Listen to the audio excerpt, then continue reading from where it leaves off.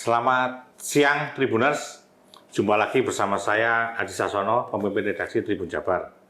Nah, siang yang setelah ini saya sedang berada di kantor Komisi Pemilihan Umum Kota Tasikmalaya, dan tentu saja saya ditemani oleh Bapak Ketua, Pak Asep Prismawan. Selamat siang. Siap, Mas. Selamat siang, Mas. Oke, Kang, sehat Kang? Alhamdulillah, sehat. Semangat ya. Harus semangat. Harus semangat. Sudah mulai tahapan nih kan ya, harus semangat ya. Kang, boleh diceritakan saat hari-hari ini apa yang dilakukan KPU Kota Tasik? Baik. Sekarang kami di KPU Kota Tasik, sebagaimana tadi sudah dilihat juga, sudah dipantau juga oleh Mas Adi ya. Kita sekarang sedang melakukan penerimaan pendaftaran Badan Ad Hoc PPK. Dan kita mulai dari tanggal 23 kemarin dan berakhir pendaftaran di tanggal 29 April 2024 nanti. Nah, kami sekarang salah satu fokus yang kami sedang lakukan selain melakukan perencanaan kegiatan-kegiatan lainnya, kami pun ya itulah salah satu fokus yang sedang kami lakukan adalah penerimaan pendaftaran Badan Ad Hoc PPK untuk di Kota Tasikmalaya. Ini kan sudah terlihat antusiasme pendaftar. Antusiasme pendaftar saya kira ini tidak akan kalah dengan antusiasme waktu pemilu kemarin, Pak. Kok gitu, kenapa? Iya. Kenapa? Karena saya kira antusiasme kemarin tuh kan cukup besar, dan sekarang pun saya lihat di 2 hari ke belakang seharusnya kan kami lihat karena pendaftaran itu kita melalui aplikasi Si Akba.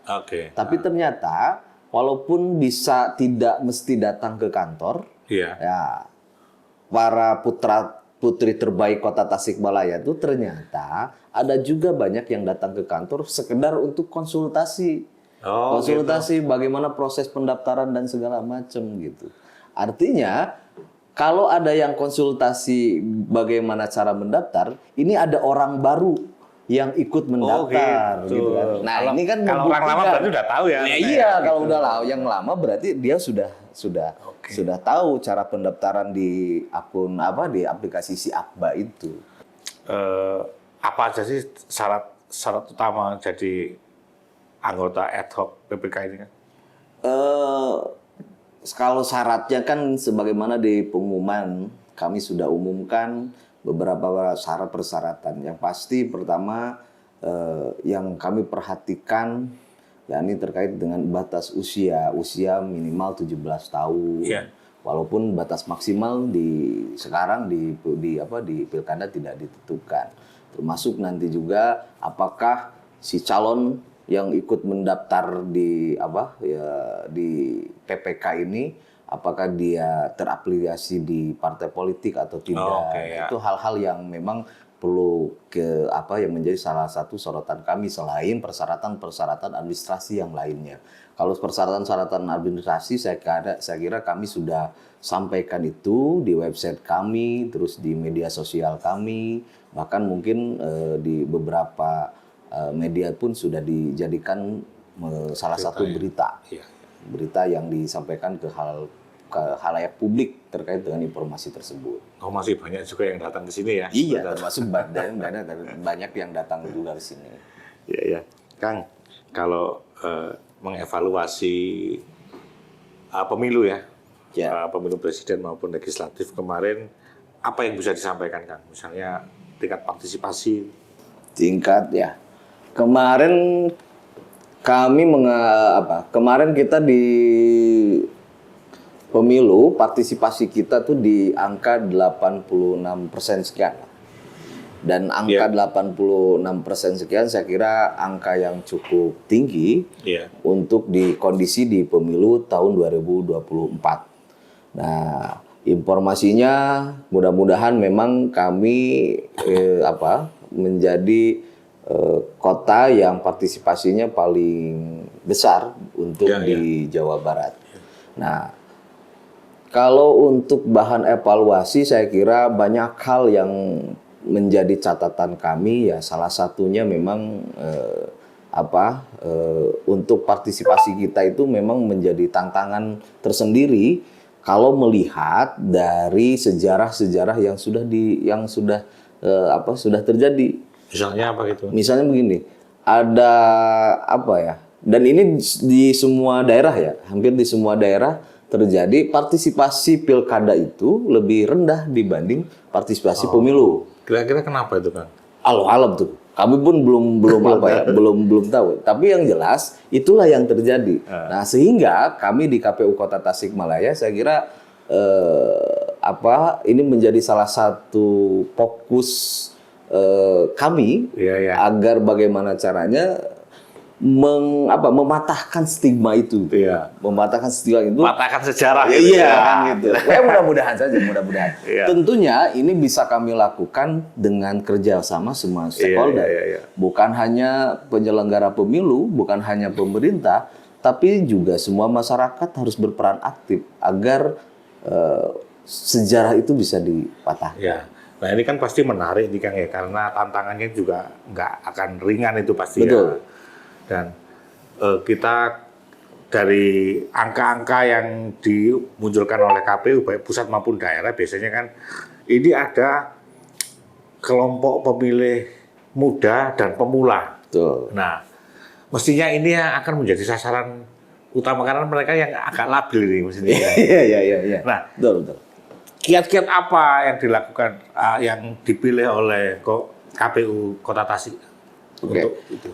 Ya, kalau dilihat dari data pemilih kita di pemilu kemarin, pemilu kemarin itu dari jumlah DPT kita di Kota Tasikmalaya 538.324 itu ada 53%.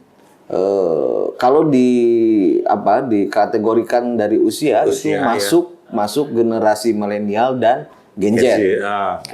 Sehingga tentunya karena yang jadi setengahnya pemilih di Kota Tasik itu Gen Z dan milenial, tentunya kami pun harus mencoba berpikir bagaimana sosialisasi yang kami lakukan, pendidikan politik yang kami lakukan itu bisa diterima oleh semua kalangan pemilih, termasuk dengan Gen Z dan milenial. Yang notabene-nya mayoritas ada beberapa notabene di mana mereka itu baru pertama kali memilih.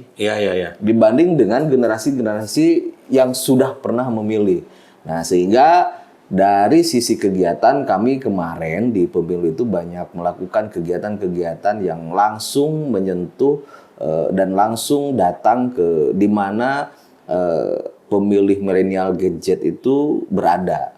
Contoh kita roadshow ke sekolah, ada beberapa sekolah yang kita datangi, roadshow ke kampus, termasuk juga ada beberapa kegiatan yang di mana kami mengundang dari komunitas-komunitas yang bisa mewakili dari Gen Z dan milenial tersebut. Nah, hal ini merupakan ikhtiar kami bagaimana meningkatkan partisipasi di pemilu kemarin. Dan tentunya ini pun pasti kami akan lakukan dan kami akan tingkatkan di pelaksanaan tahapan pilkada. Dengan harapan semua yang sudah memiliki hak pilih di Kota Tasik, mereka bisa datang ke TPS dan memberikan hak pilihnya, terlepas ke siapapun, ke pasangan calon manapun, yang pasti mereka bisa mengetahui dan datang ke TPS pada tanggal 27 November nanti. Oke. Nah, saya mau bertanya lebih dalam lagi, Kang. Jadi jangan dalam-dalam. Dalam-dalam, Kang. Jangan dalam-dalam. Dikit aja dikit. Kalau dalam-dalam tenggelam. Ini, Kang. Apa yang sebenarnya inti yang disampaikan oleh teman-teman KPU kepada anak-anak muda ini supaya mereka yakin bahwa saya memang harus datang ke TPS untuk memilih? Pertama begini, saya kira yang perlu kita sampaikan selain hari dan tanggal kapan datang ke TPS ya. Tapi ada satu hal yang memang kami harus sampaikan. Pertama, yakni suara mereka, suara kita itu, Gen Z dan milenial itu menentukan nasib Kota Tasik setidak-tidaknya 5 tahun ke depan. Oke, ya. Menentukan nasib Kota Tasik setidak-tidaknya 5 tahun ke depan. Kenapa bisa dibilang begitu? Karena siapapun nanti yang terpilih, pasangan calon yang terpilih itu adalah representatif dari pilihan masyarakat yang di dalamnya ada Gen Z dan milenial tersebut. Ya, oke. Nah, yang terpilih tersebut nanti akan memimpin Kota Tasik selama 5 tahun. Artinya pilihan kita di beberapa menit di TPS tersebut ini menentukan masa depan Kota Tasik setidak-tidaknya 5 tahun. Nah, inilah yang harus saya kira harus kita sampaikan ke semua pemilih, termasuk Gen Z dan milenial, agar kepedulian dan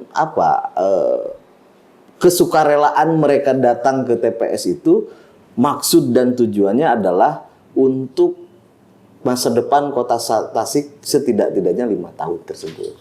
Oke. Nah, adakah pertanyaan dari mereka yang kemudian agak aneh itu, apa mungkin out of the pertanyaan yang tidak diperkirakan oleh teman-teman KPU yang muncul dari anak-anak ini? Ya, kalau di beberapa momen di beberapa momen kami melakukan sosialisasi bertatap muka, bertemu dalam kegiatan-kegiatan dengan dengan para pemilih pemula dan milenial itu, ya justru saya kira sisi ketertarikan politik memang belum merata. Masih ada yang memang belum ini. Tapi ada juga pertanyaan-pertanyaan yang memang saya kira mereka sempat satu momen kita dapat pertanyaan, bagaimana kita bisa melihat kalau bisa tahu kalau kemarin di pemilu si calon tersebut tidak korupsi gitu. Nah, kan gitu kita nggak bisa jelasin. Iya kan? Pertanyaan-pertanyaan yang begitu artinya sebenarnya teman-teman ada di kalangan milenial pun mereka pun sudah sebenarnya ada yang tahu dan sudah melek dengan itu. Cuman bagaimana caranya yang melek itu bisa menularkan kembali ke teman-temannya yang memang belum punya rasa peduli tersebut.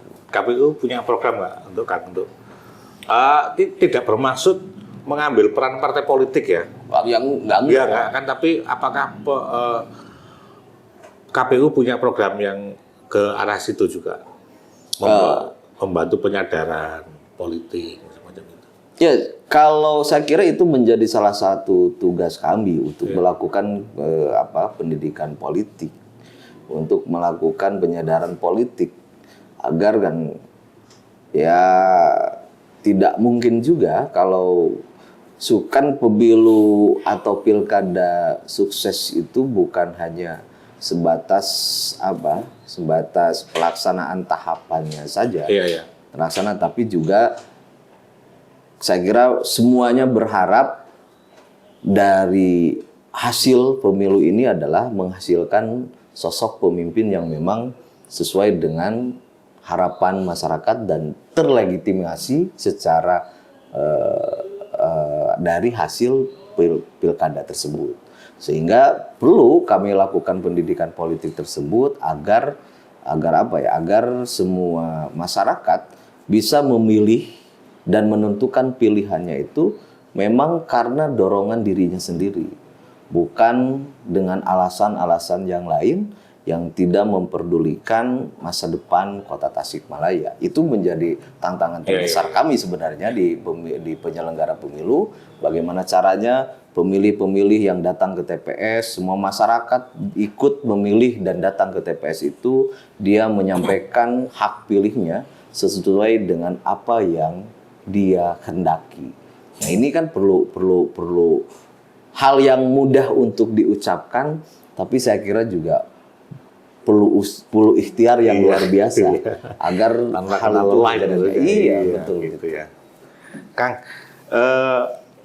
Kota Tasik itu kan dikenal agabis gitu ya. Betul. Nah, ada strategi khusus dari KPU untuk sosialisasi di kalangan ini, Nah, pesantren atau ya, saya kira dari setiap pelaksanaan pemilu dan pilkada kami di KPU, karena kebetulan sebelum ya kemarin dari beberapa tahapan kemarin pun kami selalu melibatkan tokoh-tokoh agama, bahkan tokoh-tokoh lintas agama, karena saya kira berbicara agama bukan hanya agama tertentu, tapi Iya. semuanya pun harus kita sentuh agar juga bisa menyampaikan urgensi dari pemilu dan pilkada yang akan kita lakukan ini. Nah, kemarin kami melakukan beberapa komunikasi, beberapa kegiatan bersama dengan para tokoh-tokoh agama tersebut, sehingga mudah-mudahan di pemilu kada pun kami bisa melakukan hal itu. Termasuk juga nanti mungkin di pilkada akan kita perbanyak terkait dengan kegiatan-kegiatan roadshow. Ya, kalau tadi kan hanya ke sekolah, gitu ya. Kalau saya sekarang juga, walaupun kemarin kami pun sudah melakukan roadshow ke pesantren dan segala macam, kami pun lakukan itu, dan sekarang mungkin kita akan lakukan lagi. Mudah-mudahan ikhtiar ini bisa menjadi salah satu wasilah untuk partisipasi masyarakat yang tinggi. Gitu. Oke, Kang, seperti mungkin ini dihadapi banyak daerah lain ya. Kita masih punya persoalan dengan berita-berita bohong, ya, hoax, hate speech, macam-macam gitu. Bagaimana di Tasikmalaya, terutama yang terkait pemilu kemarin? Ya. Dan nanti kira-kira apa yang dilakukan dalam pilkada? Saya kira kalau ini tolak ukurnya dari mana ya? Kalau tolak ukurnya yang dilaporkan ke Bawaslu, saya kira kami tidak mendengar hal itu. Ada pelanggaran berita hoax, ada pelanggaran hoax dan segala macam. Tapi mungkin saja itu akan ada di pilkada. Nah, langkah yang kami lakukan saya kira seperti yang kita diskusikan tadi, bahwasanya penyelenggaraan pilkada ini tidak mungkin akan bisa sukses sesuai dengan harapan kalau tidak melibatkan semua stakeholder yang seharusnya terlibat. Bukan hanya penyelenggara pemilu, bukan hanya saja peserta pilkadanya, partai politik dan pasangan calon, bukan hanya pemerintah daerah, tapi juga unsur-unsur yang lain pun saya kira harus terlibat. Masyarakat, insan media, dan semuanya. Justru inilah karena kalau saya menganalogikan itu, pilkada itu seperti bermain orkestra, Pak. Oh gitu. Orkestra, Mas. Orkestra di mana ada yang main alat musik, piano, drum dan segala macam. Ketika satu-satu mainnya mungkin akan terdengar kurang enak, tapi ketika semuanya dibunyikan, dimainkan alat musik tersebut dengan not dan nada yang sudah diatur, ada aturnya, sehingga akan menghasilkan nada-nada yang indah yang bisa didengar. Gitu. Nah, ini juga sama, pilkada pun sama. Penyelenggaranya juga harus mengedepankan pelaksanaan sesuai dengan regulasi, mengedepankan integritas dan segala macam.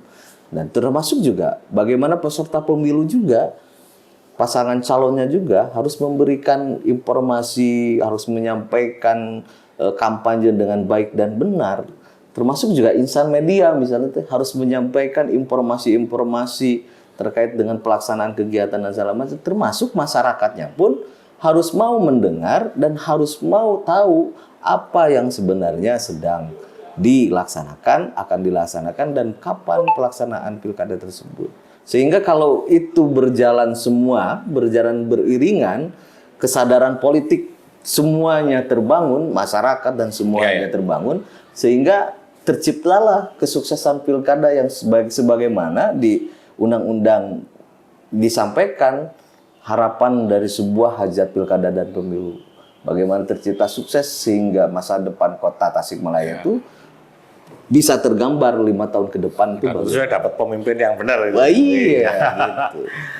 Oke, Kang Asep, ini terakhir mungkin ada yang perlu disampaikan kepada ini yang spesifik aja, pemilih pemula. Ya. Silakan Kang Asep.